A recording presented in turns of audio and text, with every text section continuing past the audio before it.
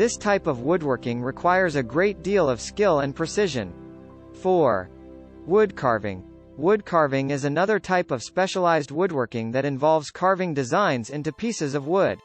This can be done by hand or with power tools. Wood carvings can be very delicate or very intricate, depending on the skill level of the carver. 5. Forestry. Forestry is the practice of felling trees and using them for lumber or other purposes. Forestry workers use a variety of machines and tools to safely fell trees.